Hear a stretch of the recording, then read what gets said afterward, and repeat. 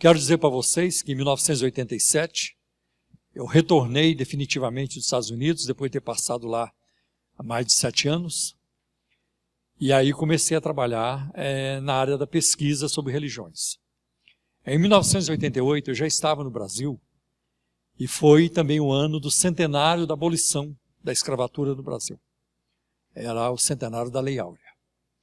E por ser o centenário da abolição, houve uma efervescência, houve uma efervescência sobre o culto afro no Brasil. E eu aproveitei o ensejo naquela ocasião e fiz alguns cursos nessa área de culto afro. Então eu participei de um grupo lá em Pinheiros, liderado por uma mulher, a Neuza de Oxóssi, e ela era uma mãe de santo, uma granfina, classe média, média alta, e reuniu alguns alunos, tinha vários alunos da USP, e eu lá no meio, aprendendo também sobre o culto afro. Eu estava interessado em saber, para poder escrever a respeito, e também para poder orientar a igreja sempre que precisasse. E aí eu fiz esse primeiro curso, e depois fiz um curso mais avançado. Tive contato com pessoas importantes ligadas ao culto afro. Fiz também alguns cursos, participei de algumas palestras na USP. A USP promoveu muito. Muitos livros importantes foram publicados naquela época, em 1988, por causa disso. Então tive contato com autores muito importantes. E aí algumas coisas foram produzidas por causa disso. Por exemplo, tem uma série publicada pela Betânia, chamada O Império das Seitas. É uma tradução de um livro, de um clássico do Dr. Walter Martin, que foi um dos principais apologistas do século XX na América do Norte. Ele escreveu esse livro chamado O Império das Seitas. E esse livro foi traduzido para o português em 4 volumes pela editora Betânia. E tem um volume que é apenas sobre o Espiritismo. Então um colega meu escreveu sobre o kardecismo e eu escrevi sobre o culto afro. Então esse faz parte de um dos volumes aí. E é resultado dessas pesquisas que eu fiz. Uma outra coisa importante é que por cerca de 10 anos, todo mês de dezembro, nós descemos com centenas de irmãos para evangelizar na noite de Iemanjá, na cidade de Praia Grande. Então Praia Grande é conhecida como a cidade de Iemanjá. E tem uma estátua grande de Iemanjá ali na praia. Não fica muito longe da estátua do Netuno. Então nós íamos para lá. Às vezes descemos com 500 irmãos, todos treinados, preparados, divididos em funções, evangelistas, conselheiros e intercessores. E tivemos muitas experiências nessa área. Então eu participei muito, ativamente, tinha que treinar esses irmãos, e eu também evangelizava. E naquela época, eu também tinha passado pela Nigéria um tempo. Eu ganhei uma roupa muito bonita da Nigéria, que os nigerianos usam. Os pastores usam, os irmãos usam. Com gorro, uma roupa comprida, bonita, toda enfeitada, colorida, uma roupa chique. É como se fosse o terno e gravata deles irem na missa no domingo ou ir no culto no domingo. E com essa roupa eu ia evangelizar na praia. Então eu vestia essa roupa e a turma pensava que eu fosse um pai de santo. Mas na verdade a gente não ia para evangelizar as pessoas do terreiro. Porque nós já dávamos a instrução que nós não podemos interferir no culto deles. Você não pode chegar lá e perturbar. Mas o nosso alvo, o público-alvo, eram as pessoas curiosas ou as pessoas que iam em busca de ajuda. Esse era o nosso público-alvo. Então era muito interessante as pessoas chegando para mim e perguntando: o senhor dá passe? Eu falei: dou passe. O meu passe é que é o melhor que tem. Dou um passe para a eternidade. E o meu santo é o mais forte. Hein? Mais interessante ainda quando eles faziam fila. Faziam fila para receber passe. E eu ali, né? Então quando eles chegavam para conversar comigo, eu explicava para eles: você sabe o que é um passe? Eu explicava o que era um passe. E as implicações de se receber um passe. Então eu falava rapidamente e já entregava na mão dos conselheiros. Passava para os conselheiros, dar mais informações para eles e levá-los ao conhecimento do Senhor Jesus. Então foi uma experiência muito, muito fantástica. Aonde no mundo você encontra uma fila de pessoas esperando para ouvir falar de Jesus? Era só ali mesmo. Com o passar dos anos, a festa foi diminuindo. Na época que nós começamos a ir, juntava cerca de 1 milhão de pessoas numa noite. Mas o culto foi enfraquecendo cada vez mais. Chegou um tempo que nós não paramos de fazer. Então eu não tenho feito já há muitos anos. Mas foi uma experiência muito gratificante. Então hoje eu posso contar experiências que eu vivi. Não que eu ouvi falar, mas que eu vivi acontecendo comigo. E que aprendi assim de primeira mão, muito importante. Então vamos aqui ao nosso esboço. O enorme crescimento das religiões mediúnicas no Brasil, nos últimos anos, traz à reflexão uma série de temas que não podem passar despercebidos. O candomblé, em especial, tem atraído a atenção de uma variada gama de estudiosos, para não mencionar o fato de que começa a fazer novos adeptos, cada vez mais nas camadas mais letradas, onde sempre se localizou o preconceito. O candomblé, ao lado de outras correntes espirituais, propicia um contato mais aberto com vários espíritos. Pode-se observar a sua influência na cultura brasileira. Basta visitar os museus da Bahia, os blocos carnavalescos, e até a música que é apresentada no Brasil, muitas delas têm a ver com isso. Expressões como axé, axé para você, saravá, meu santo é forte, são expressões ligadas ao culto afro. Entende-se como culto afro-brasileiro duas correntes principais, o candomblé e a umbanda. Um é a religião africana trazida pelos os escravos para o Brasil e aqui cultuada em seu habitat natural, onde não era apenas mas uma série de diferentes manifestações específicas de cada região. Diferenças essas acentuadas pelas várias regiões do seu país de origem. Outra é uma religião nova desenvolvida no Brasil, como a síntese de um processo de sincretismo das mais diferentes fontes que vão do catolicismo, passando pela macumba, pelo kardecismo e também pelos cultos tipicamente indígenas, a pagelança, por exemplo. Assim, dentro das duas diferentes correntes básicas, uma série de subcorrentes se manifesta, dando origem a significados às vezes amplamente diversos para o mesmo culto. Veja as origens do candomblé. Com a colonização do Brasil, faltaram braços para a lavoura. Com isso, os proprietários da terra tentaram subjugar o índio pensando em empregá-lo no trabalho agrícola. Entretanto, o índio não se deixou subjugar, o que levou os colonizadores a voltarem-se para a África em busca de mão de obra. Começa assim um período vergonhoso, triste, da história do Brasil, como descreve o poeta Castro Alves em suas poesias Navio Negreiro e Vozes da África. Por exemplo, Vozes da África começa assim: Deus, ó Deus, onde estás que não respondes? Em que mundo, em que estrela tu te escondes, embuçado nos céus? Há 2000 anos te mandei meu grito, que debalde corre o infinito. Aonde estás, Senhor Deus? Então o poeta reclama de tamanha injustiça e crueldade. Parece que o céu estava aqui como que indiferente ao sofrimento daquela gente. Eu não tenho tempo hoje para elaborar sobre isso. Mas o sofrimento deles na travessia, nos porões dos navios, eram terríveis e o poeta descreve isso. Pior do que isso, quando eles chegavam aqui, as famílias eram separadas para nunca mais verem uns aos outros. Era uma forma também de enfraquecer, de quebrar a vontade de qualquer, quebrar o desejo de libertação, de liberdade e assim por diante. Então filhos eram separados das mães, marido da esposa, nunca mais eles iam se ver, muitas vezes aconteceu isso. Então eu digo para vocês, repito, uma página vergonhosa da nossa história. Acredita-se que os primeiros escravos africanos chegaram no primeiro mundo já em 1502.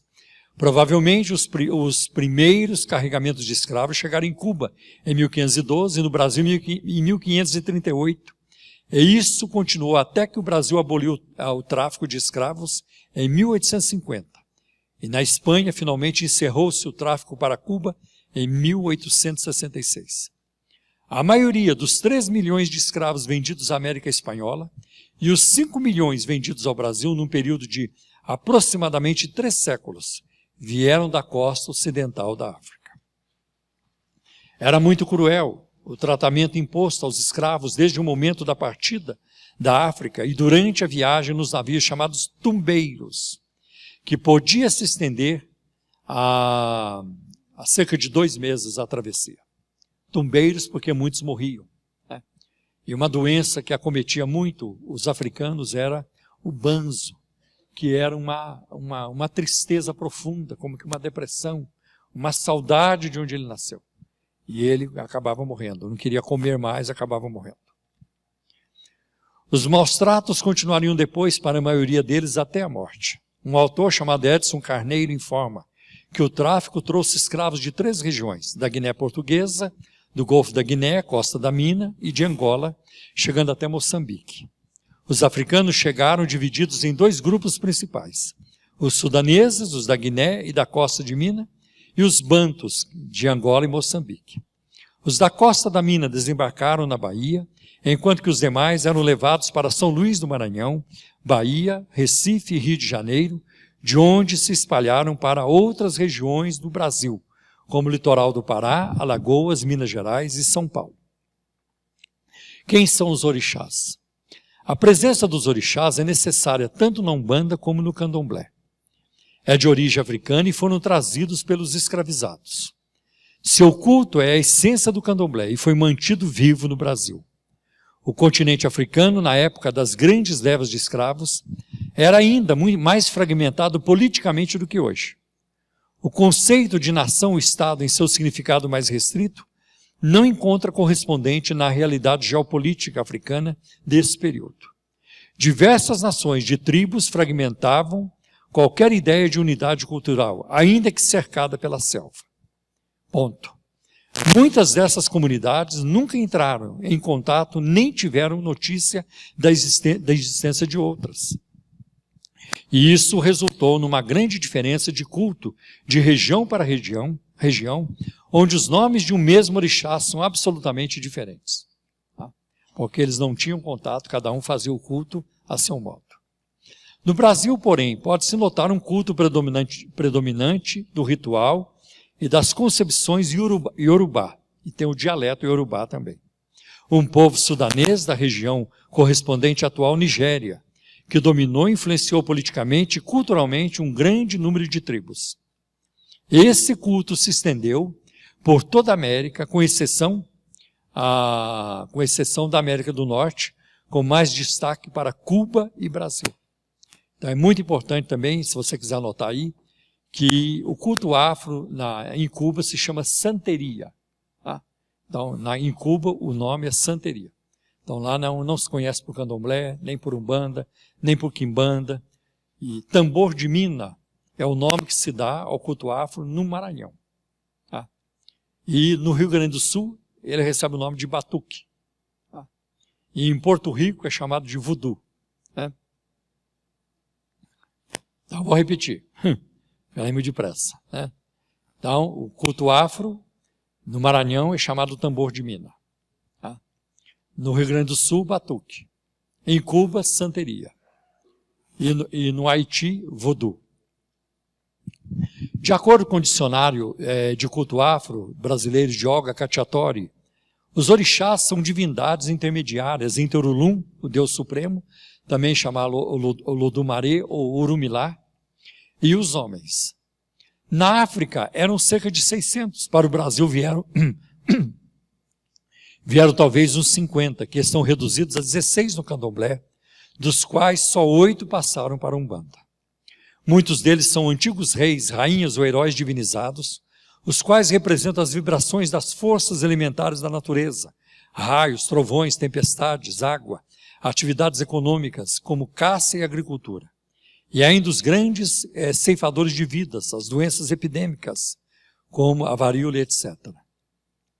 Como é que os orixás surgiram? Quanto à origem dos orixás, uma das lendas mais populares diz que o Batalá, o céu, uniu-se, casou-se com o Dudua, a terra, e desta união nasceram Aganju, que é a rocha, e Emanjá, que é as águas.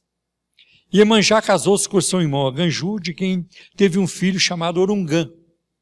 Orungã apaixonou-se loucamente pela mãe, procurando sempre uma oportunidade para possuí-la, para violentá-la, até que um dia, aproveitando-se da ausência do pai, violentou-a. Iemanjá pôs-se a fugir, perseguida por Orungã. Na fuga, ela caiu de costas e, ao pedir socorro ao Batalá, seu corpo começou a dilatar-se grandemente, até que de seus seios começaram a jorrar 2 rios que formaram um lago, e quando seu ventre se rompeu, saíram a maioria dos orixás. Por isso, Iemanjá é chamada a mãe dos orixás. E aí tem a questão dos orixás e o sincretismo. O sincretismo religioso é também um aspecto significante dos cultos afros. Sincretismo é o quê? É a união dos opostos. É um tipo de mistura de crenças e ideias divergentes. Os escravos não abriram mão dos seus cultos e suas divindades.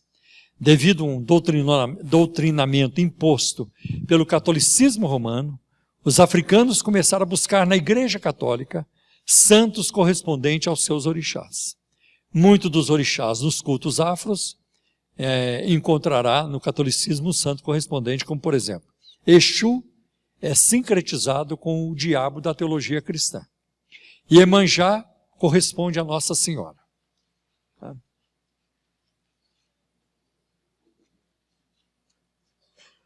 Ogum a São Jorge. Iansã, Santa Bárbara. Oxóssi, São Sebastião. Oxalá, Jesus Cristo, que na Bahia é tido como Senhor do Bonfim. É a igreja lá do Senhor do Bonfim. Omulu, São Lázaro. Omulu recebe também o nome de Obaluayê, que é o orixá da doença. Ossan, São Benedito. Oxumaré. Oxumaré, São Bartolomeu. E Xangô, São Jerônimo. Tem alguns aí para você. Também presente nos cultos afro-brasileiros estão espíritos, que representam diversos tipos de humanos falecidos, tais como caboclos, que é o espírito dos índios, pretos velhos, que são o espírito dos escravos africanos, e espírito de crianças, como Herê e Begê. E tem também os marinheiros, boiadeiros, ciganos e assim por diante. Agora eu vou passar para vocês a questão desse sincretismo do culto afro com o neopentecostalismo. E mais precisamente, a Igreja Universal do Reino de Deus, que é ela que deu o pontapé inicial nesse sincretismo. Então, primeiro, rapidamente dizer para você, o neopentecostalismo, ele é um fenômeno pentecostal no Brasil. Para muitos aqui já sabem disso. O pentecostalismo começou no Brasil, com a congregação que está no Brasil e a Assembleia de Deus. Depois, na década de 50, foram surgindo outros grupos, como o Evangelho Quadrangular, o Brasil para Cristo, a Igreja Deus e Amor, em 1962, e outros grupos foram se pentecostalizando. Chegou um momento que algumas igrejas tradicionais, também evangélicas, elas foram se pentecostalizando, como a Igreja Batista, e ela tornou-se a Igreja Batista Brasileira. Quem deu início a isso foi o Enéas Tonini. Tem também a Igreja Presbiteriana, que deu origem à Presbiteriana Renovada. A Metodista, que deu origem à Igreja Metodista Wesleyana, e assim por diante. E depois surgiram as comunidades. E muito interessante que na década de 60 surgiu no Rio de Janeiro uma igreja chamada de Nova Vida. Foi fundada por um pastor canadense chamado Roberto McAllister. E ali com ele estavam esses líderes hoje que fazem sucesso na mídia eletrônica, como o R.R. Soares, o Edir Macedo e o Miguel Ângelo, do Ministério Cristo Vive em Campinho, no Rio de Janeiro. Esses são os principais. Claro que a Nova Vida produziu outros líderes, mas esses são os que mais têm visibilidade hoje no Brasil. O Miguel Ângelo não tem muita entrada em São Paulo, mas ele é muito conhecido no Rio de Janeiro. Os demais são conhecidos no Brasil todo. E a ênfase dessas igrejas, na década de 70, mais precisamente com a Universal, que foi fundada em 1977, a ênfase é a prosperidade financeira. Há uma grande ênfase, eles têm 2 temas principais, eles tratam disso. É dinheiro, demônio e doença. Então eles vivem, o ministério gira em torno disso. De dinheiro ou pobreza, né? De doença ou saúde, e de demônio ou libertação, ser liberto. Então esse tripé, ele é muito importante para que uma igreja neopentecostal ela se dê bem no cenário. Senão ela não tem muita chance de sobreviver. Tá? Então nós vamos ver que aconteceu isso. Né? E eu peguei aqui de uma revista, e aí tem aí para vocês, de onde foi tirada a revista da USP, um caderno sobre culto afro e neopentecostalismo, um artigo sobre isso, e os autores, são vários autores, eles vão colocando as suas observações. Eu vou colocar as minhas também, mas é muito interessante o que eles vão dizendo. Okay? Também no processo de exorcismo, o uso da palavra assume grande importância, tanto no momento em que o pastor ordena que os demônios se manifestem no corpo dos fiéis, quanto no momento em que são expulsos do corpo endemoninhado. Nesse momento há inclusive um ato de efervescência coletiva, em que a multidão grita efusivamente, sai, sai, sai, ou, queima, queima, queima, a turma toda queima. Então, neste momento, Deus não está sendo cultuado. As atenções estão voltadas para os demônios. Então o demônio está no púlpito, aliás, o demônio ocupa constantemente o altar, eles chamam de altar, nós chamamos de púlpito, e as atenções são voltadas para ali. Vocês mesmos já viram cultos onde acontece casos de 5 endemoninhados de uma vez, 10, 15 ou mais. E todos com comportamento assim, mesmo comportamento. Os ritos de exorcismo neopentecostal parecem aproveitar a seu favor essa construção da pessoa em relação ao panteão das religiões afro-brasileiras para enfatizar uma nova relação entre o homem e Deus, com letra minúscula. Um autor chamado Ronaldo Almeida descreve um desses ritos, ao qual o pastor explora, com um aparente conhecimento de causa, a presença das várias entidades que compõem essa pessoa múltipla. Aí ele diz assim, às vezes o pastor não se contenta com a resposta e pergunta novamente ao demônio se ele é o espírito mais forte entre os inúmeros que estão ocupando aquele corpo. Quem é o mais forte? Quem é o chefe aí? Isso aí vocês já viram também. Pergunta o pastor. Na realidade, ele quer saber a qual entidade a cabeça do endemoninhado foi oferecida nos rituais de Umbanda ou de Candomblé. A mulher que incorporou a Maria Padilha, por exemplo, tinha a princípio incorporado o Exu do Lodo. Em seguida, o pastor ordenou que o chefe se manifestasse. A mulher que estava de joelhos e com as mãos para trás, representação física de Exu,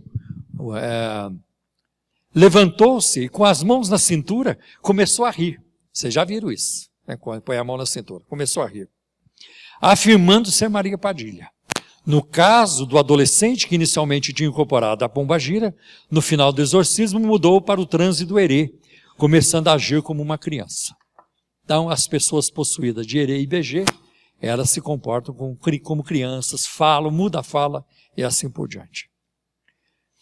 Privilegiando o demônio em detrimento da celebração do cordeiro. Então, o autor aqui está dizendo o seguinte, que em muitos cultos, o demônio, o sacrifício prestado no culto afro, tem mais importância do que a figura do cordeiro de Deus da Bíblia Sagrada. Né? Então, ele diz isso aqui.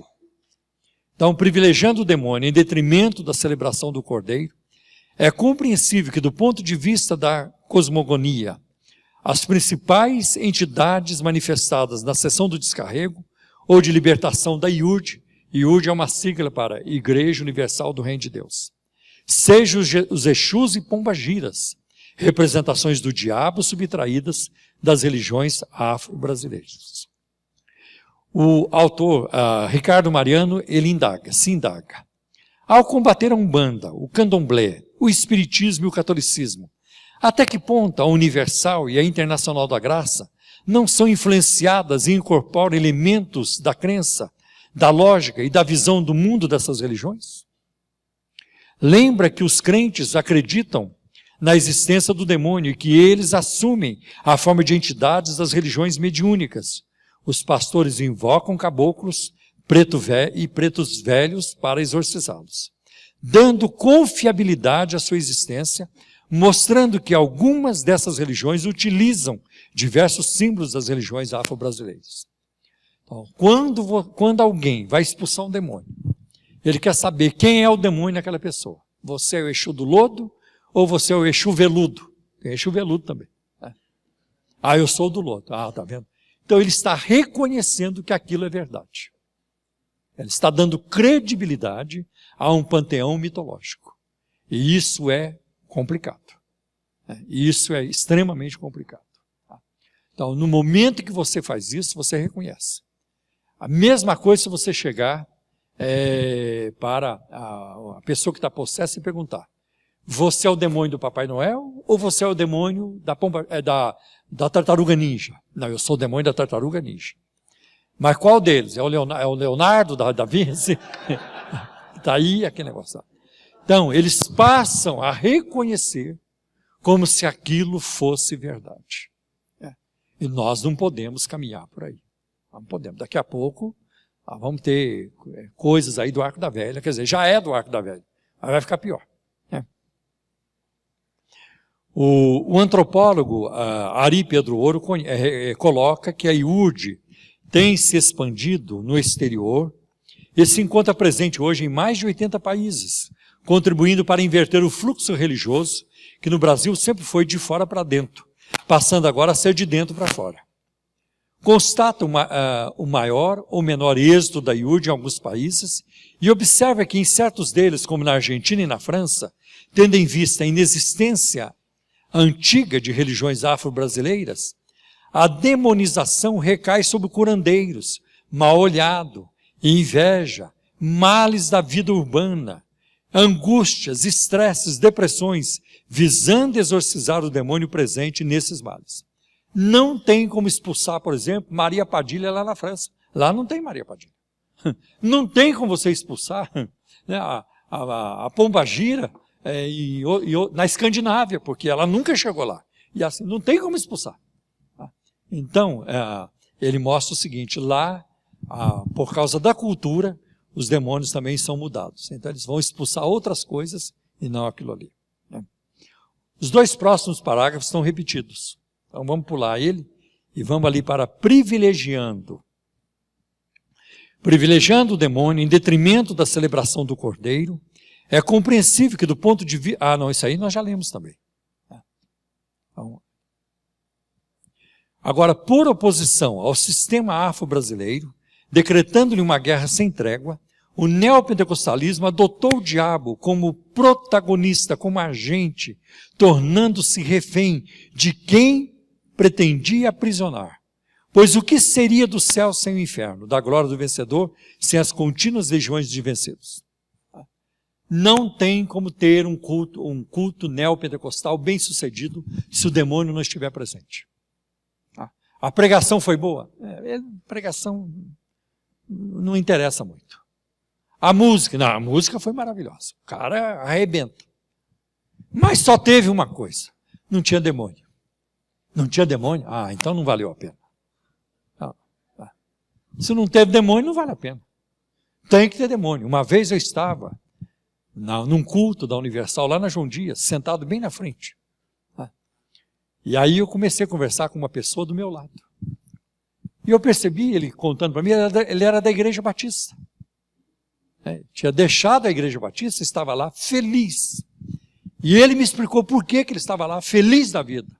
Olha, eu estou aqui, porque aqui eles agarram o diabo na unha. Aqui eles agarram o diabo na unha. Aqui, né? Então essa era a razão por que ele estava lá. E é muito complicado para mim pensar isso, porque eu sinceramente, eu nunca me tornei evangélico. Eu tive uma história de conversão muito maravilhosa. Eu não tornei evangélico para conhecer demônios. Quem sabe agora eu venha conhecer mais demônios, vou saber mais do inferno. Não, quem me atraiu foi Jesus. E eu vou dizer para você, eu continuo com desinteresse muito grande por demônios. Não sinto falta de demônios. Sabe, raramente eu falo sobre demonologia, estou falando hoje, porque é um assunto que hoje que pega no contexto brasileiro. Nós vamos estar cientes disso, né? A mídia está cheia de coisas assim. É incrível como hoje pregadores e líderes dá a impressão que você está ouvindo, né, um macumbeiro falar, né? Sabe de tudo e vai falando, e como se aquilo honrasse a Deus. Se aquilo honrasse a Deus, mas não honra, né? Bom, e mais, a aproximação acentuada da IURD em relação às religiões afro-brasileiras, o que já lhe valeu o epíteto, o apelido, o nome de Igreja Macumbeira, rearticula por conta dos fluxos dos fiéis e panteões entre as denominações novas versões de antigos trânsitos existentes entre o cristianismo e as religiões afro-brasileiras e destas entre si. Para muitos membros do candomblé, a manifestação dos Exus e pombagiras nas igrejas neopentecostais é vista como possível e até mesmo compreensível, já que eles são eguns e não orixás. O que são os eguns? Espíritos sem luz. Os orixás não. Os orixás são intermediários entre o Deus Supremo e o ser humano. Agora os eguns são espíritos sem luz. São terríveis. Então, quando o candomblé vê essas manifestações na igreja neopentecostal, ele diz, tudo bem, isso é normal mesmo. São espíritos sem luz. Jamais o orixá vai se manifestar. E interessante que o candomblé gosta de colocar também assim. É porque é da Umbanda, do candomblé lá não cai. Certamente é algum da Umbanda, por isso que está caindo lá. É assim mais ou menos. Nas igrejas neopentecostais, embora haja diversos cultos por dia, e em todos os dias da semana, as sessões de libertação e de descarrego, realizadas às sextas-feiras à noite, ganharam especial evidência, sendo as mais concorridas, segundo conta a autora Marisa Soares, ao analisar o calendário da IURD, da Universal, no Rio de Janeiro. À meia-noite, hora grande, de sexta-feira para sábado, é o momento em que os Exus se manifestam e trabalham na Umbanda. É justamente nessa hora que nas igrejas estão sendo realizadas as cerimônias, as vigílias, onde esses Exus são invocados para em seguida serem expulsos dos corpos das pessoas presentes. Eu creio que existe uma manipulação muito forte nisso. Quando um pregador, quando um líder muito conhecido e que tem muito carisma, ele chega para uma multidão, milhares de pessoas, ele começa a dizer, dá o seu grito de derrota aí, demônio. Vai acontecer. Até eu, se eu fizer isso, vai acontecer. Se eu for no lugar, aqui não vai acontecer porque você já me conhece. Mas se eu for no lugar onde a turma não me conhece, e eu estiver pregando, e tem um bom grupo de pessoas dizer, irmãos, quando eu prego, os demônios se manifestam. Os demônios se manifestam. Você quer ver? Feche seus olhos aí. Dá aí, demônio, seu grito de derrota. Vai acontecer. Porque as pessoas muitas vezes são carentes. Não estou aqui negando o demoníaco. Ele é real, ele existe. Aliás, eu já enfrentei muito isso. E você não acha que eu enfrentava lá na Praia Grande? A noite toda a gente enfrentava isso. Mas muita coisa que acontece é manipulação. E é para que o líder ali, ou o pregador, ele receba o reconhecimento de que ele tem poder. Eu tenho poder, eu estou no controle. Tá? Geralmente funciona assim. Aliás, muitas das práticas que são hoje desenvolvidas nas igrejas neopentecostais, elas são desenvolvidas para exaltar o líder, para exaltar a liderança. Tá? Por exemplo, quando alguém sopra sobre a pessoa, nossa, a pessoa cai. O camarada tem poder. Ele tem poder. Quando ele joga o paletó e a pessoa cai. Ele faz essas coisas. Quando ele toca em alguém e a pessoa cai. Que homem ungido. Manipulação. Eu sou pentecostal, eu creio nos dons espirituais, eu creio que os dons são para hoje, eu creio que hoje se expulsa demônio, eu creio em línguas de interpretação, profecia, eu creio no pacote todo. Mas eu não estou disposto a acreditar em maracutaia, não estou disposto a colocar minha fé, meu coração, minha herança espiritual, minha herança espiritual naquilo que é cambalacha, picaretagem. Isso eu não tenho disposição para isso. Não tem. Então eu vejo isso hoje acontecendo. Tá? Muita coisa é para exaltar a carne, não é outra coisa. Tá? E quando eles não conseguem, e eu já percebi isso, quando um pregador ele não consegue mostrar milagres um atrás do outro, tá? E a parafernália e a coisa acontecendo, ele usa outros artifícios. E vocês sabem disso, porque vocês também acompanham. Ele usa até subalternos para elogiá-lo o tempo todo e encher a bola dele o tempo todo. Porque é o nosso líder, porque é o nosso pai, porque é isso, porque é ungido do Senhor, porque... Tudo exaltação da carne. E isso sim, esse é o verdadeiro espírito que precisa ser expulso. Mas eles não conseguem expulsar. Isso aí eles não conseguem expulsar. Essa arrogância, essa fome de fama, de poder, de holofote, isso sim é extremamente demoníaco. Porque eu creio que a essência da vida cristã é ser humilde diante de Deus. Porque Jesus foi o maior exemplo disso. Jesus foi o maior exemplo. Jesus poderia ter detonado com Herodes quando compareceu diante dele, queria ver milagre. Que você quer ver milagre? Você vai ver milagre agora. Eu na hora já ia transformar o Herodes num jumento, num jeque. Na hora. Para começar. Ou num gambá. Pronto. Mas Jesus não fez isso. Ele poderia ter feito. Ele poderia ter descido da cruz e voltado para a cruz. Ele poderia ter feito um punhado de coisa. Não fez.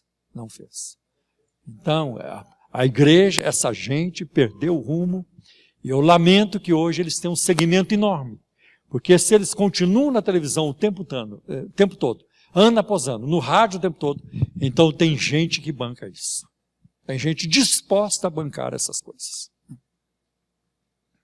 Bom, aí nós vamos ver, Pastor Gilberto convida os telespectadores a buscar o sabão abençoado na congregação de Caxias. Está aí? Na congregação de Caxias, com o qual iriam lavar a peça de roupa daquela pessoa que está internada, que está com Exus em cima, está com tranca-rua, com omulu, alguém que colocou seu nome lá no cemitério, na cabeça de defunto fresco. Fala ainda da cura do fiel que iria amputar a perna. Olha, a senhora vai pegar 3 pétalazinhas dessa rosa, fazer um chá, um banho, e vai durante 7 dias de manhã banhar a perna em nome de Jesus, com toda a fé. E ela fez isso e não precisou mais cortar a perna. Nem que o milagre aconteça, está fora para mim. Prefiro morrer do que ir atrás daquilo que a palavra de Deus condena. Não preciso disso. Porque eu sei que o meu Deus vai cuidar de mim até depois de morto. Eu sei disso. Então, onde essas práticas? Na Umbanda, as giras em homenagem aos Exus e pombagiras ocorrem semanalmente e envolvem, como já se disse, uma relação com o corpo e a sexualidade.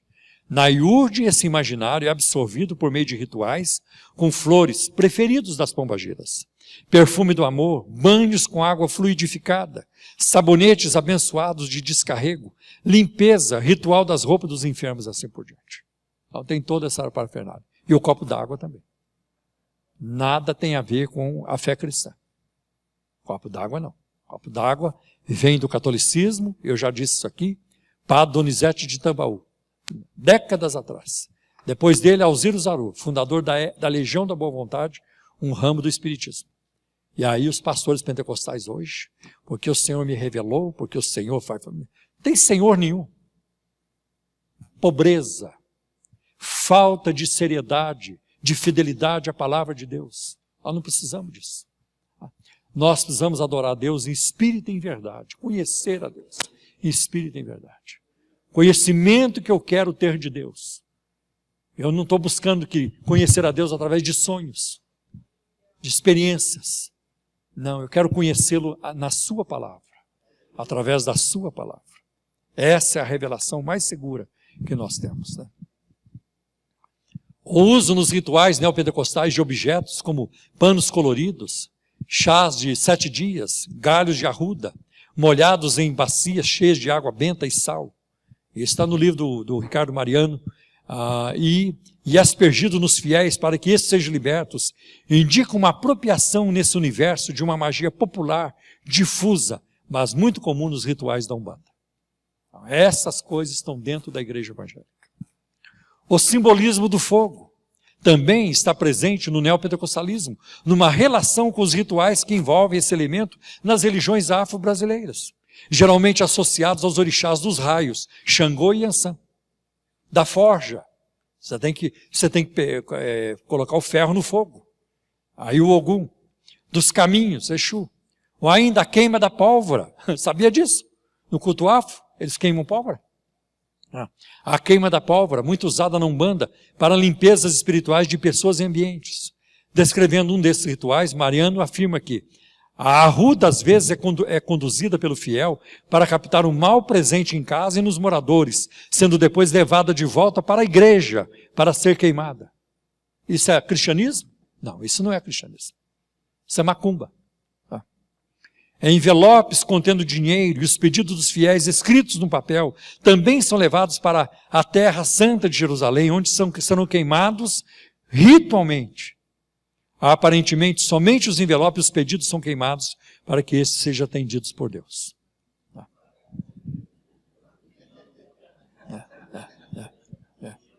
Não, dinheiro não. Em agosto, mês relacionado à terra, onde se deposita o corpo dos mortos e se venera os ancestrais, é quando se cultua o Baloaê e o Omulu, orixás associados às doenças e à sua cura. Na Universal, essa época foi declarado o mês dos encostos. Espíritos malignos dos cemitérios. Os orixás mencionados, também associados aos cemitérios, tornaram-se na visão da Universal apenas os causadores de epidemias, perdendo o caráter de curadores destas, como se viu na citação acima. Rapidamente quero falar com vocês sobre correntes e consultas espirituais. As correntes são séries sequenciais de cultos que o fiel deve frequentar sem interromper, com o risco de não conseguir atingir os objetivos alcançados. São as campanhas. É a mesma coisa. Irmão, 7 dias. Se perder uma, você quebra. Eu não consigo imaginar Deus fazendo isso. Você faltou uma noite, Deus olha lá de cima, vacilou, hein? Vacilou. Esquece. Só quando começar a outra, ainda vou ver. Esse é o Deus da Bíblia? É um absurdo isso. É um absurdo o que essa gente faz. Eu digo para vocês, isso não é evangelho. Isso não é protestantismo, isso não é cristianismo. Isso não é cristianismo. Aí nós vamos ver. Várias são as formas dos rituais, bem como o modo de participar deles. E o sacrifício. Sacrifício é dinheiro. Quando você ouvir a palavra sacrifício na igreja neopentecostal, quer dizer dinheiro. E o sacrifício exigido para o fiel habilitar-se a receber as bênçãos desejadas ou propostas. Sua capacidade dessas igrejas de diversificar o repertório simbólico parece inesgotável. Daí encontramos corrente de Jó, corrente de Davi, corrente do tapete vermelho, corrente dos 12 apóstolos, corrente do nome de Jesus, corrente da mesa branca, corrente do amor, corrente das 91 portas, campanha do cheque da abundância, vigília da vitória sobre o diabo, semana da fé total. E tem muitas. Aí você vai ver os valentes de Davi, aí você vai ver campanha de Neemias, batismo disso, batismo daquilo, é muita coisa. As correntes com o nome de objetos, tapete vermelho, e de números aparentemente cabalísticos, 12 apóstolos, 91 portas, ou de rituais espíritas, mesa branca, indicam fortemente a absorção do universo mágico e religioso afro-brasileiro e kardecista. Corrobora essa ideia o ritual da unção do copo d'água feito pelos pastores da IURD e transmitido via televisão. Essa bênção é feita tanto às 18 horas, a hora do Ângelus, na Igreja Católica, como no final de alguns programas dessa igreja. Porque eu me lembro, na minha juventude, sempre 6 horas da tarde, o sino da igreja tocando. A hora do Ângelus. O Ângelus é uma oração que fala da anunciação do anjo Gabriel a Maria. Ângelus Domini annunciavit Mariae, et concepit do Espírito Santo. Eu lembro até hoje. Meu filho. Eu sou pastor, viu o que é que vocês sabem? Sou pastor. Então, nós vemos isso acontecendo, né? E eles também passaram a fazer a mesma coisa. As consultas espirituais, no âmbito das religiões afro-brasileiras, podem ser entendidas como uma prestação de serviço mágico religioso por meio do contato com as divindades que diagnosticam problemas e orientam para a sua resolução. No candomblé, elas são geralmente feitas por meio do jogo de búzios, realizado pelo pai de santo, sem incorporação. Então não fica possesso. O jogo de búzio feito com as conchinhas do mar. Pode ser feito de 4 conchas, é o mais simples, chamado de Ifá. Ifá é a revelação. Tá? Geralmente na peneira. Pega a peneira e joga ali as conchas e vê a posição em que caíram. Aí você vai analisar. Se caiu para baixo, para cima, quantos para baixo, quantos para cima, quantos fechados, quantos abertos. Aí a mensagem vem ali. E tem jogos que são mais complicados. Por exemplo, com 16 conchas, 16 búzios. Aí já tem que ser mais treinado para fazer a leitura. Então vamos lá. Na Umbanda é mais comum o contato face a face do consulente com as entidades incorporadas nos médiuns. Tá? Isso aí eu já vi muito também. No âmbito da IURD, as consultas espirituais são feitas durante os programas televisivos e no espaço da igreja. No primeiro caso, os pastores apresentadores do programa são identificados como consultores espirituais e são assessorados por ex-pais e mães de santo convertidos à igreja, convertidos à IURD.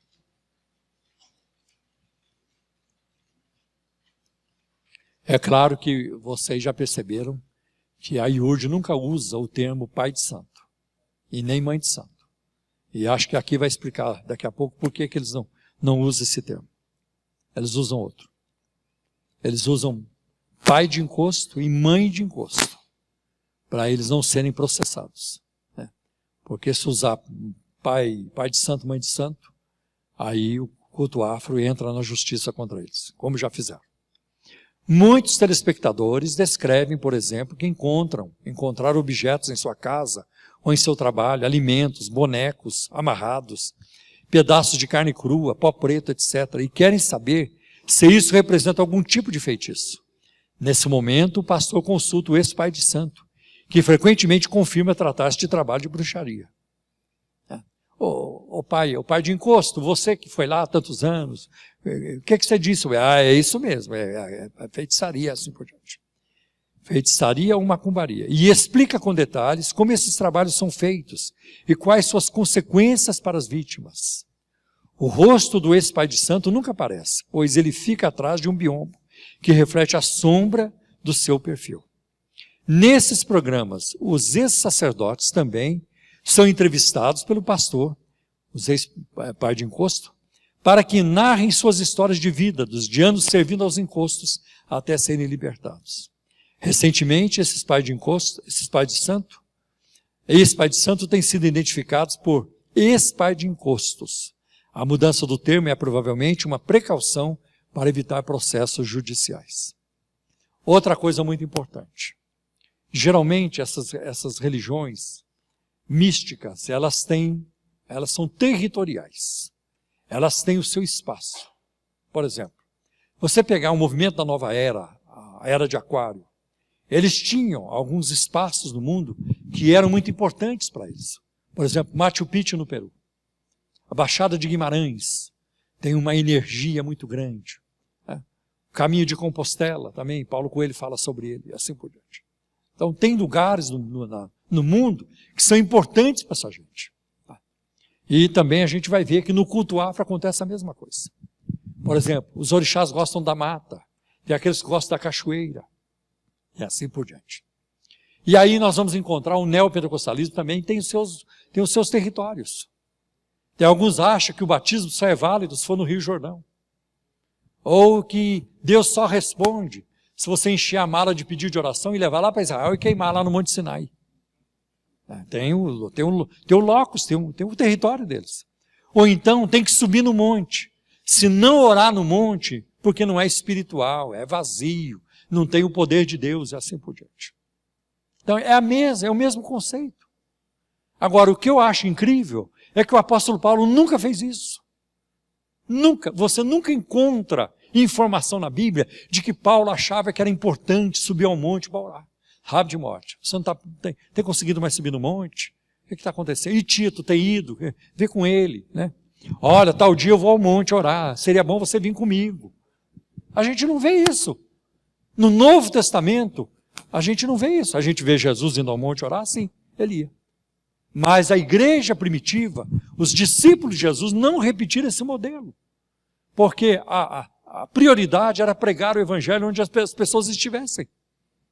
Agora hoje é um negócio do monte. Por que Paulo fez isso? Paulo escreve a Timóteo: eu quero que os homens orem em todo lugar. É em todo lugar. A mulher samaritana estava com esse conceito também. Tá? Senhor, não é aqui, nesse monte que devemos adorar, nem aqui, nem em Jerusalém. E Jesus já tirou logo de... Nem Jerusalém. Tinha que ser Jerusalém. É o lugar, biblicamente falando, mais importante da terra. Foi lá que o Senhor morreu. Foi lá que o Senhor ressuscitou. Foi lá que o Espírito Santo veio em Pentecostes. Mas não tem essa preocupação. Não há. Por quê? Porque todo o universo é de Deus. E Deus responde em todo lugar. Quando alguém diz que Deus responde mais ali do que aqui, você limitou Deus. Esse não é Deus mais. Porque para ele não tem limite. Não tem limite.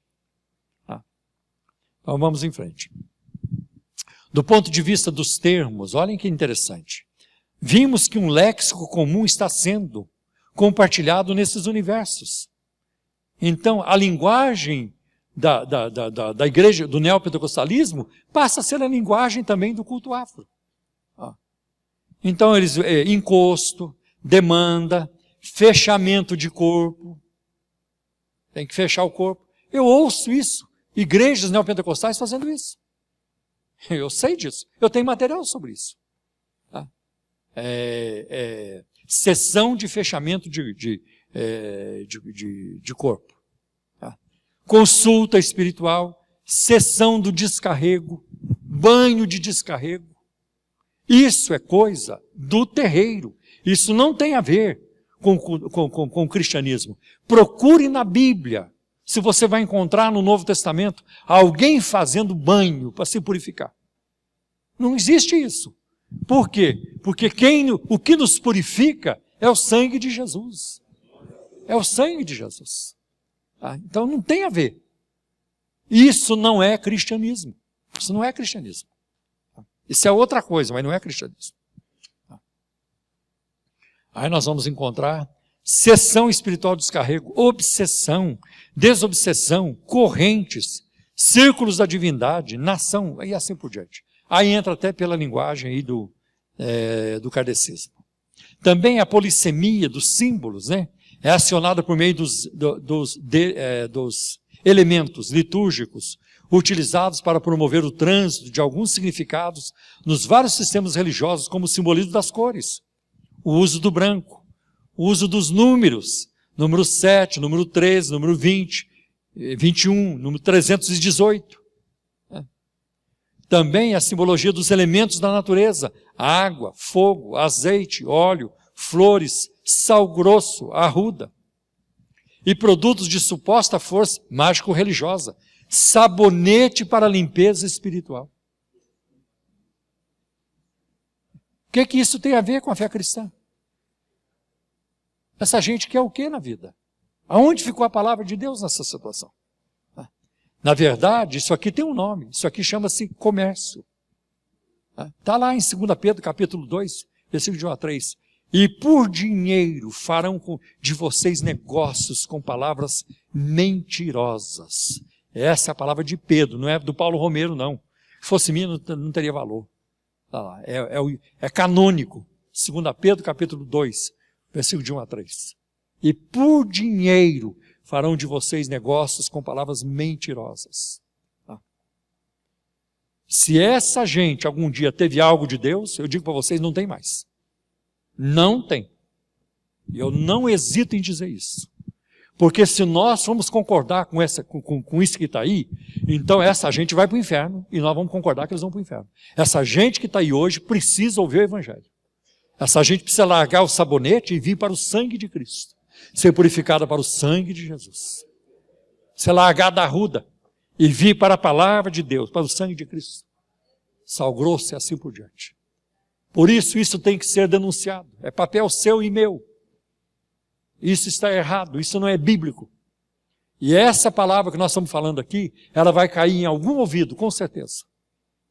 Com certeza. Nem que você seja uma voz que clama no deserto. Deus é capaz de fazer a sua voz ser ouvida em algum lugar. Em algum lugar. Eu sei que o poder de fogo dessa gente é enorme. Nós somos um grão de areia perto deles. Em termos de mídia, são poderosíssimos. Em termos de dinheiros, poderosíssimos. Mas Deus é maior. Deus é maior do que eles. Então há uma multidão hoje sendo enganada. Há uma multidão sendo enganada. Milhões e milhões sendo enganados. Sabonete para limpeza espiritual, chave da fortuna, cajado para a abertura dos caminhos, martelo para quebrar as demandas, perfume para a limpeza de ambientes e assim por diante. Entretanto, a justificativa dada pelos pastores para a presença e o uso desses elementos baseia-se em referências a estes descritas na Bíblia, o que legitima os rituais feitos com base neles no campo religioso cristão. Eles vão procurar base na Bíblia para fazer essas coisas. Vejamos alguns exemplos. No frasco do óleo bento distribuído para fechar o corpo, afastar mal-olhados, olho gordo, expulsar demônios e curar, lê-se no rótulo o versículo: expeliram numerosos demônios, ungiam com óleo e muitos enfermos e os curavam. Marcos 6,3. Então eles botam lá para dizer, está na Bíblia. Está na Bíblia.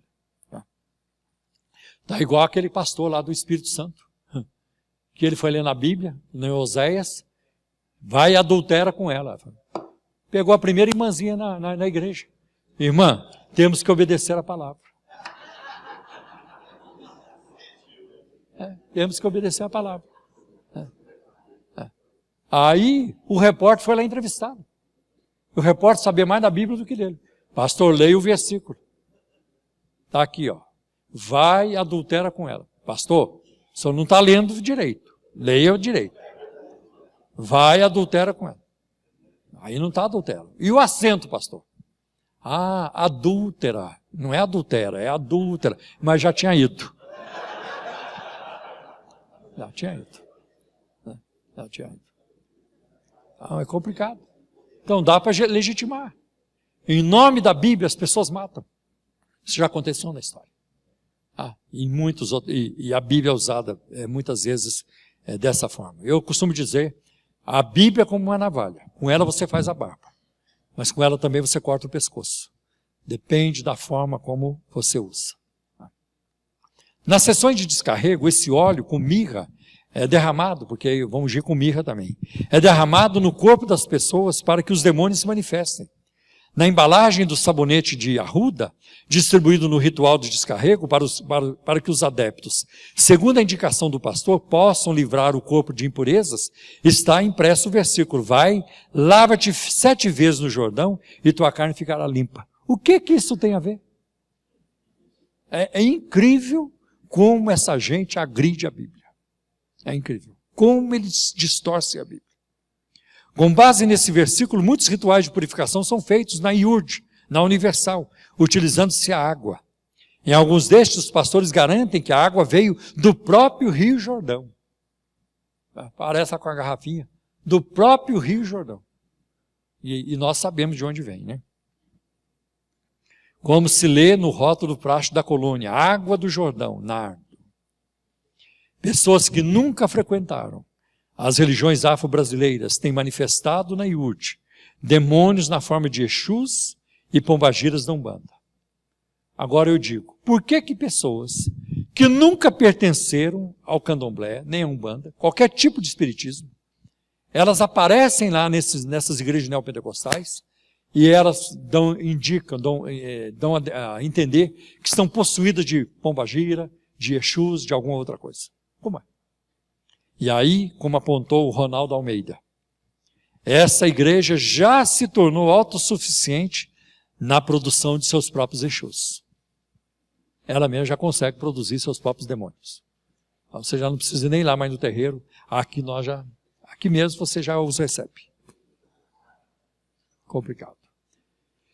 Agora nós vamos fazer uma ligeira pausa e eu quero, assim, abrir para perguntas. Eu acho que o mais importante aqui hoje vai ser o nosso debate. Então, se você tem perguntas, eu quero responder, mas não vamos ficar até muito tarde, mas responder algumas perguntas. E eu vou pedir uma outra coisa. Eu vou pedir que você que vai fazer pergunta, não conte experiência, senão não vamos ter tempo. Não conta experiência. Faça a sua pergunta, bem rápida, e eu também vou tentar responder de forma rápida, sem prejuízo na resposta, mas para render mais, tá bem? Agora eu preciso da ajuda de vocês. Duas formas, duas ajudas. Primeiro, ore por nós. Senhor, envie os recursos para a ICT pagar pela propriedade. Segundo, contribua, ajude-nos também. Se você puder fazer uma oferta especial para a nossa sede própria, para a nossa reforma, escreva no envelope sede própria, né? E outra oferta vai para o Ministério da Agir, e que também o site já está no ar. Só depois que nós mudarmos que nós vamos alimentar o site. Nós não temos condição de fazer isso antes. Mas o site da Agir já está no ar. Né? Então ajude-nos também neste ministério aí com a sua oferta. Seja generoso agora ao contribuir. Em nome de Jesus. Vamos orar. Pai, te agradeço por tudo que o Senhor tem feito em nós aqui esta noite, pela tua palavra que nos conduz com segurança, com firmeza, que nos dá sustentação na nossa caminhada. Abençoa o teu povo aqui esta noite, Senhor. Supre toda a necessidade no meio do teu povo. Abre porta de emprego, se alguém estiver desempregado. Envia recursos na vida de todos os teus filhos. As famílias, as pessoas que estão só. Não importa, Senhor. Abençoa-as ricamente.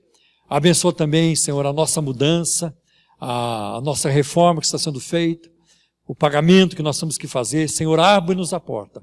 Toca os corações. Para que possamos fazê-lo, te peço, em nome de Jesus. Amém. Pode passar.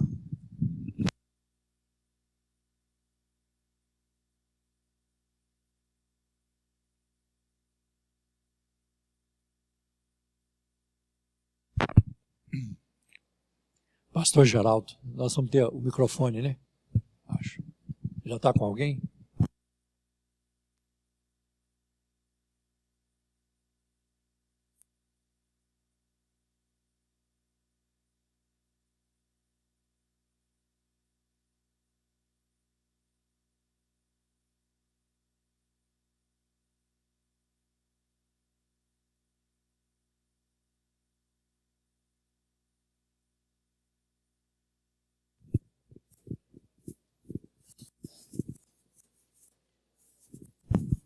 Bem, irmãos, eu vou avisar vocês também o seguinte.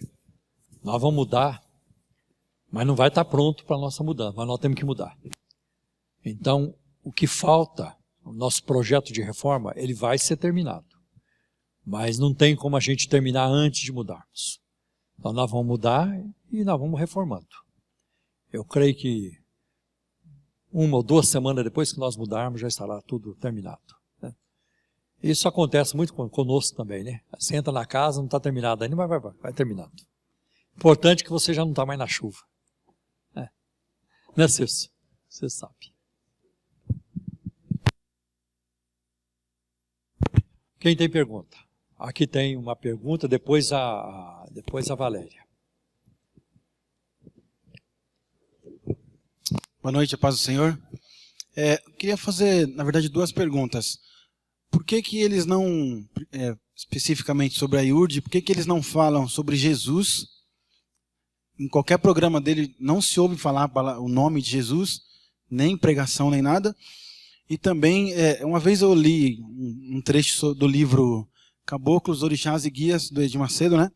Que ele falava assim que ele falava muito sobre demônios, sobre caboclos e tal, porque aquilo ali mostrava para as pessoas que estão nessas religiões afro que o orixá que desce lá no centro, todo poderoso, está lá na igreja todo submisso, isso quer dizer que na igreja tem um Deus muito mais poderoso que o deles. Então, essas duas perguntas, como se dá isso, né? Por que isso? A ênfase da pregação neopentecostal é a prosperidade. É aquilo que eu falei, aquele tripé.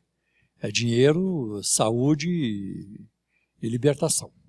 Então é com isso que eles vão viver. E vão se dar bem na vida. Estão riquíssimos. Né? É muito difícil você ver aí um pregador neopentecostal pobre. Ele começa pequeno e rapidamente ele expande. Porque é essa ajuda imediata para problemas imediatos. Quem é que não quer ir num lugar com a promessa de que naquela semana ele vai arrebentar a boca do balão na loja dele? O dinheiro vai chegar. Esse é o discurso. Então tem todo um contexto, não é só dinheiro, mas tem uma megalomania também. Por exemplo, eu quando falei para vocês que tem pastores subalternos, né, auxiliares, que parece que são pagos para exaltar a liderança. Então, mesmo os testemunhos que são dados nesses ambientes, às vezes eu ouço 5, 6 testemunhos. Olha, eu estava arrebentado, eu estava muito mal, e eu cheguei aqui, o homem de Deus entregou a mensagem, a palavra, e isso, aquilo, e este ministério, e este líder, né? Fala lá, você é pastor, bispo, apóstolo, e você não ouve falar nenhuma vez o nome de Jesus. O nome de Jesus não. Por que o nome de Jesus não é falado? Porque o nome de Jesus incomoda, implica mudança, renúncia, né? Transformação. E a proposta deles é outra. Né? A proposta deles é outra. Agora, mesmo com essa intenção de mostrar que nós temos mais poder sobre os demônios, mas o culto cristão ele é feito para Deus, ele é oferecido a Deus. Quando nós nos reunimos, nós estamos interessados em oferecer um culto a Deus. Que a nossa adoração suba diante de Ti como suave incenso. Né? É quando nós vamos ser ministrados, ouvir e tudo isso. Agora, então, quando você coloca os demônios, né, para atuarem, fica muito complicado. Eu conheci um pastor na América do Norte, da Assembleia de Deus. Eu estive na palestra desse homem, Judson Cornwall. E ele era de Portland, no estado de Oregon. E todo domingo de manhã na igreja dele, ele colocava a igreja em pé e começava. Irmão, vamos repreender. Espírito de mentira sai em nome de Jesus. Espírito de orgulho eu te repreendo. Espírito de pobreza eu te amarro. Espírito de adultério. Espírito de homossexualismo. Espírito de tanta coisa. Um dia ele foi orar e Deus o repreendeu. Era um sábado ele foi orar. E aí, meu filho, quando é que você vai parar de adorar o diabo lá na minha casa? Meu Deus, que é isso, Senhor? Eu sou teu servo. Todo domingo, de manhã, você põe a igreja em pé e você começa. Agora espírito disso, espírito daquilo, espírito daquilo. Você está tirando a atenção do meu povo. O coração do meu povo, que tinha que ser colocado em mim. E você está colocando sobre os demônios. Para com isso, meu filho. Faz isso mais não.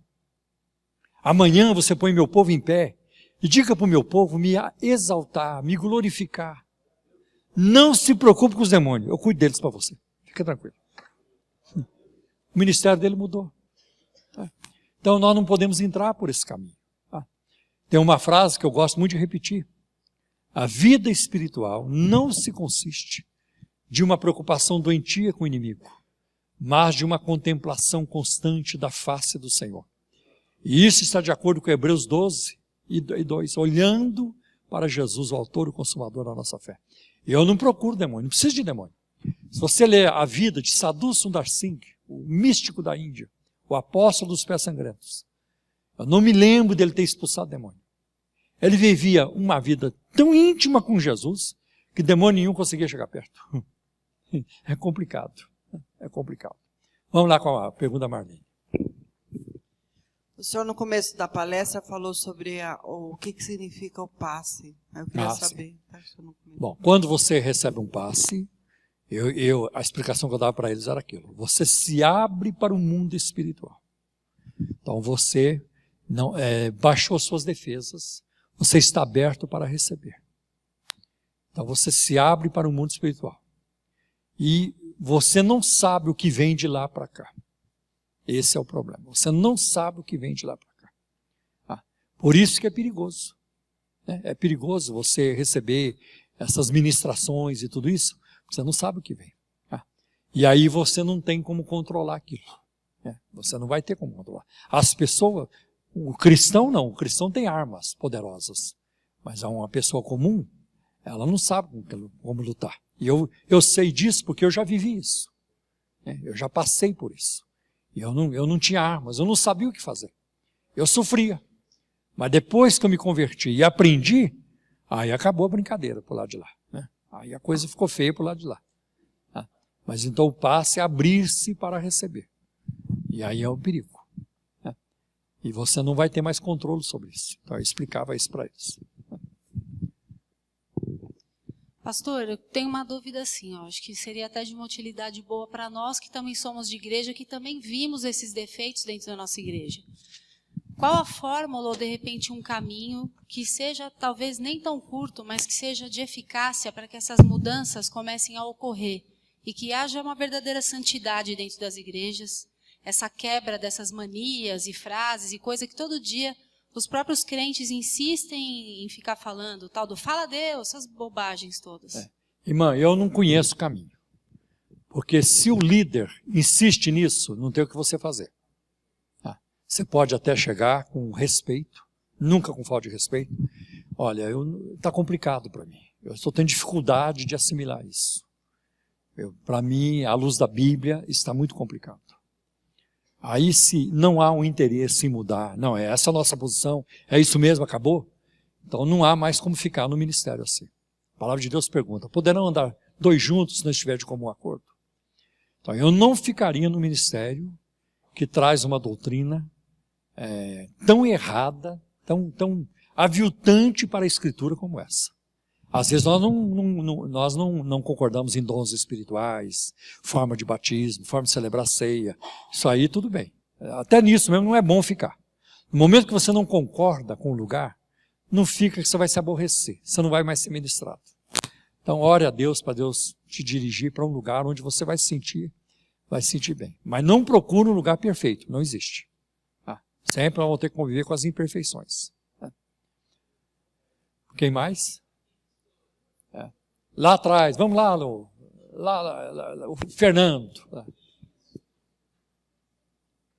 Isso, Fernando de Preto aí. Fala, Fernando. A paz do Senhor, pastor. Paz, querido. Pastor, eu tenho duas perguntas para fazer.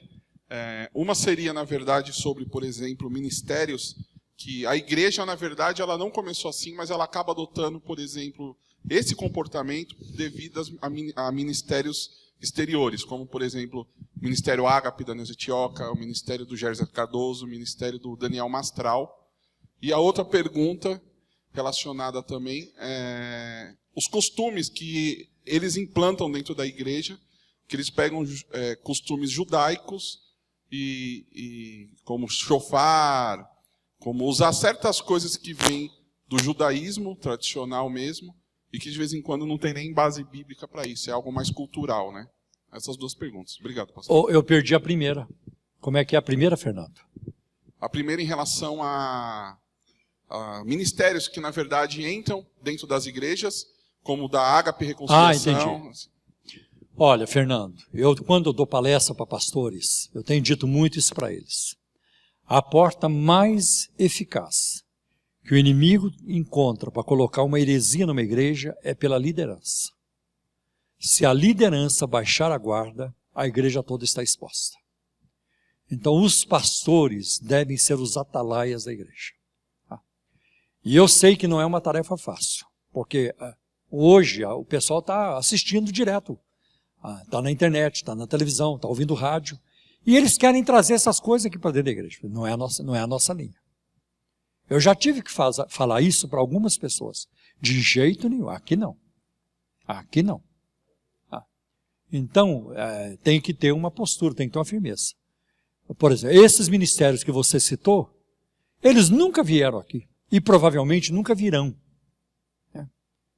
Mesmo que eles mudem de postura, eles partam para uma postura evangélica equilibrada, E vai demorar uns anos para a gente ver se realmente a coisa mudou. Não é na semana seguinte. Então a gente tem que ser muito cuidadoso nisso. Eu também, ao longo dos anos, aprendi uma coisa. A pessoa que cai por adultério, ela levanta. Ela levanta. A pessoa que cai por fornicação, adultério, ela levanta. Mas é muito difícil recuperar alguém que caiu por doutrina. É muito difícil alguém que abraçou uma heresia, ele abandonar aquilo. É muito difícil. Eu ainda não vi. Já vi outros se levantar, que em outra forma de pecado a pessoa se levantou. Mas quem caiu por doutrina, eu ainda não vi nenhuma pessoa se levantar. Essa questão, a segunda questão, Fernando, não tem muito a ver com o culto afro. Tem a ver com o processo de judaização que se instalou na igreja evangélica brasileira. É voltar para o Antigo Testamento, é a Arca da Aliança. Basta ler Jeremias 3,16. Não se farão outra arca. Não perguntarão mais pela arca. Na era messiânica, o Messias já veio. Jesus é a nossa arca. Então, shofar, menorá, isso está dentro do processo de judaização. Não tem tanto a ver com o culto afro. Tanto que esses elementos de judaísmo, eles são alheios ao culto afro. Né? Quase não existe. Quem é o próximo? Graça e paz, pastor. Amém. Deus abençoe. A minha pergunta mesmo é sobre a cultura África, que está aqui no texto do Senhor. Se isso são culturas, uma manifestação cultural, não são demônios, por que leva isso a se chamar de demônios? Essa semana, assistindo também o programa, ele falou que as igrejas cristãs só pregam a palavra e não faz sessão de libertação. A Bíblia diz que o que liberta realmente é a palavra. Mas a questão, por que as igrejas pentecostais ou neopentecostais não conseguem respeitar a cultura africana? Entender, não vai pesquisar, não vai a fundo da pesquisa. Isso é a minha questão. Por que ofender este povo? Obrigado. Veja bem, eu sei que trata-se de um panteão mitológico. Porque se você perguntar para 20 pais de santo como é que Iemanjá nasceu, você vai ter 20 histórias diferentes. Cada um conta uma história. Então não tem um referencial. Eles não têm como provar isso. Não é como a Bíblia, você tem um referencial. É difícil estabelecer aí referências sobre isso. Por outro lado, eu sei que por trás da atividade tem muitas culturas que são diabólicas. Né? Tem culturas que são antibíblicas, são erradas. Né? Então, nós não podemos aceitar isso. Por exemplo, eu sei que pegue, por exemplo, a questão da idolatria. Você fazer uma imagem de um santo ou de Nossa Senhora, e se você se prostrar diante daquela imagem. Na verdade, aquilo ali não existe, quer dizer, a Maria já morreu, ela não é a Nossa Senhora. Ela é a mãe do Senhor e a Terezinha, eu nem sei quem é, eu não conheci. Saber eu sei a história, mas não é aquilo que está dizendo. Tá? Então, por que Deus proíbe a idolatria? Porque por trás da idolatria existe uma atividade demoníaca. Como também por trás da atividade de possessão, de transe, de orixás, existe uma atividade demoníaca. Alguns chamam de cultura, essa cultura. Mas a Bíblia chama de outra coisa. E eu vou sempre alinhar com a Bíblia. Então eu vejo assim, o cristianismo deve influenciar a cultura. Nunca pela força, pelo amor, pela transformação, a igreja amando, fazendo a sua lição de casa. É o cristianismo quem tem que influenciar a cultura. Jesus disse, ide por todo mundo e pregar o evangelho a toda criatura. Ele não disse, olha, tem lugar que vocês não precisam ir, porque a cultura deles já basta, já tem lá a maneira de crer e tudo isso. Não. Jesus tornou a sua mensagem global, para o mundo todo. Eu vejo assim. Tá? Então existe uma atividade, sim. A Bíblia fala em 1 Coríntios 10, aquilo que os gentios sacrificam aos seus ídolos, sacrificam aos demônios e não a Deus. Então, para Paulo não era apenas uma questão cultural, era uma questão espiritual. E é assim que nós devemos entender. Tá? Paz do Senhor, pastor Paulo. Tudo bem, Douglas? Tudo bem, graças a Deus. Você Pastor, vê que eu conheço a turma até pelo nome. E nem são ovelhas aqui. Pastor, eu queria trazer só apenas uma indagação. Põe mais perto da boca, Eu Douglas. queria trazer apenas uma indagação. Brasil Colônia vai associar muito bem essa história do culto afro com a questão do catolicismo. E o Gideon Alencar coloca que o neopentecostalismo ele é a verdadeira religião pentecostal, protestante brasileira, por ter esse fruto. Eu quero saber até quando isso se tornou um grande sincretismo religioso. Perdão, devo estar com problema de audição. Fala isso. Fala de novo. Eu quero saber, nesse contato do neopentecostalismo com o culto afro, aonde até quando isso já se tornou um sincretismo muito próximo do religioso, e como ponto de contato que o Edir Macedo usa para falar, que é a rosa, a água, ajuda a solidificar ainda mais esse sincretismo religioso. Quando é que isso começou a se acentuar? Olha, eu vejo, por exemplo, a vinda da Igreja do Evangelho Quadrangular para o Brasil, no início da década de 50. Então, quando a igreja veio, o Evangelho Quadrangular veio, eu me lembro no início da minha conversão, em 1971, quer dizer, faz tempo isso. Eu convivi com algumas pessoas do Evangelho Quadrangular. Tinha uma igreja perto de casa. Então eu já via esse sincretismo lá. Por exemplo, novena da prece poderosa. A igreja do Evangelho Quadrangular fazia esse tipo de campanha. E novena, nós sabemos, são 9 dias da reza do terço. Quando eu era católico, eu fazia novena o tempo todo.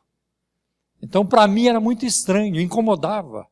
Mas não é uma igreja evangélica? Como é que está fazendo novena da prece poderosa? Aí eu ouvia falar dos lenços, da roupa, de abençoar isso, aquilo, benzer. Está parecendo benzimento. Então começou a entrar isso. Agora, vejo também o papel da Igreja de Nova Vida. A Nova Vida teve um papel significativo. Porque a questão, por exemplo, do demônio, o McAllister deu bastante ênfase ao Ministério de Libertação. Bastante ênfase. Então, ali, por exemplo, essas pessoas estavam enxergando isso. No meu tempo, na Assembleia de Deus, havia manifestações de possessão demoníaca, havia muitas. Mas nós não dávamos muita importância àquilo. Ninguém procurava, aparecia, nós resolvíamos. Quer dizer, Jesus resolvia através de nós lá. Uma turma, não é só eu não. Tinha gente lá muito usada por Deus nessa área. Mas não era o nosso carro forte.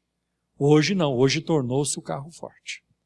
O culto hoje, em muitos lugares, ele tem acentuadamente isso. Inclusive, o McAllister dava palestras sobre demonologia, escreveu nessa área também. Então, houve um interesse muito grande. E eu me lembro que o McAllister, ele ganhou uma mulher para Jesus, a Georgina de Aragão. Ela é comentada até aí nas universidades. Eu convivi com a Georgina nos Estados Unidos, quando eu fui para a escola do Maurício Cerulli, ela foi também. E nós convivemos lá por 6 meses. Então, eu conversava muito com a Georgina. Ela era uma mãe de santo famosa no Rio de Janeiro. E os políticos do país gostavam de ouvi-la, ia lá fazer consulta com ela e tudo. E ela ajudava. Até que ela foi acometida de um câncer. E aí ela ficou em desespero, porque ela não conseguia, ela estava morrendo. E ela foi numa igreja da Assembleia de Deus de São Cristóvão, no Rio de Janeiro. E ela aceitou a Jesus e foi curada. E ela foi curada. E ela se converteu. Mas o McAllister esperou 5 anos para a Georgina dar o seu primeiro testemunho. Nisso ele foi cuidadoso. Eu quero saber. Mas aquilo teve uma repercussão muito grande. Então ele tinha um ministério nessa área. E aqueles irmãos, aquelas pessoas, estavam lá vendo tudo isso. Estavam lá vendo tudo isso. E eu creio que isso aí ajudou muito a ter esse interesse que eles têm muito grande hoje. E também você vê que os ministérios arranjam alguma coisa para lutar contra. A nossa bandeira é essa. E ele levantou a bandeira contra o culto afro. Ele teve uma passagem pelo culto afro. Isso aí, o Macedo também passou pelo terreiro. Então depois ele vai se levantar contra. Okay? Tem aqui na frente, tem aí. Opa, nós precisamos terminar. A paz a todos. Pastor Paulo Romero, gostaria de fazer uma pergunta de coisas que eu já vi assim no meio da igreja evangélica. Por exemplo, no neopentecostalismo a gente vê manifestações de pessoas que estão ali recebendo o Espírito Santo. E eu já vi muitas vezes pessoas que ficam em um estado que parece que está representando rituais do candomblé ou da umbanda. Isso, falando até em línguas, já percebi línguas estranhas. Muito estranho. Línguas estranhas mesmo, que eram faladas por regiões afro-brasileiras, que eu já passei também por religiões afro-brasileiras. E as mesmas coisas que eu via lá, eu via dentro da igreja evangélica. Eu queria saber até que ponto que a gente pode perceber e como que a gente poderia estar combatendo isso. Porque é uma coisa muito difícil. Se você chega na pessoa e você sabe que a pessoa, você conhece a pessoa, sabe que ela é uma pessoa de Deus, que ela ora isso e aquilo, mas quando ela está na igreja e há aquela manifestação pentecostal, e ela começa a falar em línguas e começa a falar aquelas coisas, já me incomodou, porque eu vi isso já de perto, e eu fiquei muito incomodado, porque eu falei, aquilo ali não é o Espírito Santo. Isso é comportamento aprendido.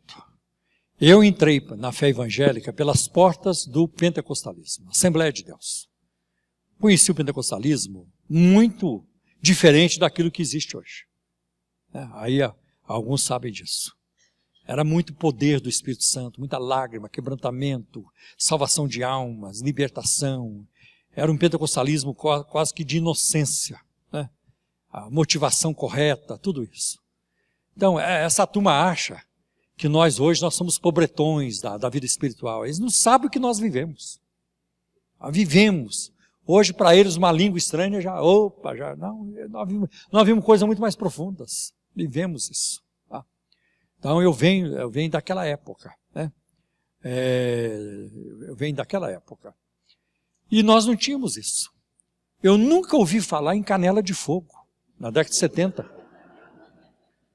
E olha que nós vivíamos na vigília. Nós vivíamos de vigília quase toda semana. Nunca ouvi falar em canela de fogo, sandália de fogo. A gente não conhecia isso. Tá?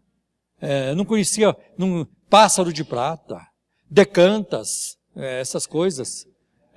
Dom do cortador de cana. E assim por... Nós não sabíamos disso. Tá? Canela de fogo, a gente nunca ouviu falar isso. Isso é modismo. Isso não é fé cristã. Isso é modismo. E vai surgindo um atrás do outro. Por que para profetizar alguém tem que gritar primeiro terra? O que é isso? Aonde está isso na Bíblia? Aonde está isso na Bíblia? Terra de mistério. Cadê? Onde está isso na Bíblia? Não tem isso na Bíblia. Então são modismos que vão sendo criados. E eles vão se solidificando. Vão se estabelecendo, cimentando na cabeça das pessoas. E aquilo vira um modismo. Não tem muito. É a mesma coisa do está amarrado. Aonde está isso na Bíblia? Aonde que o apóstolo Paulo falou isso na Bíblia? Ou então, o sangue de Jesus tem poder. Isso é outro modismo. São modismos que vão cimentando, se solidificando. Mas nós não devemos caminhar por aí. Essa não deve ser a nossa linha.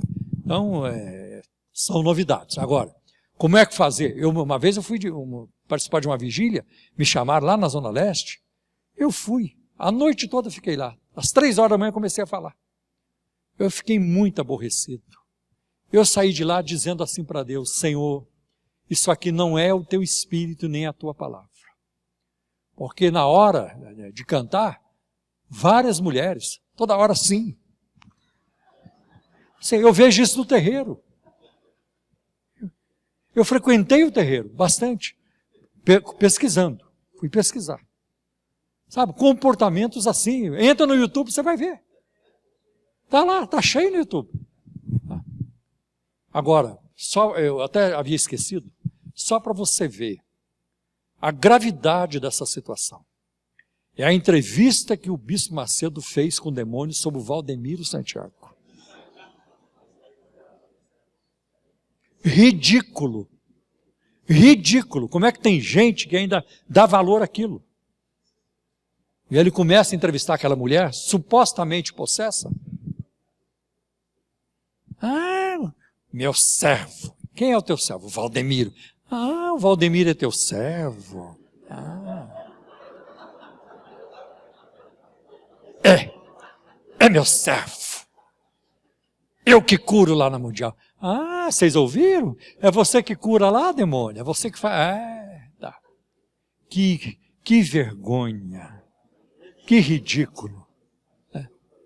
E aí... Não, ele fala.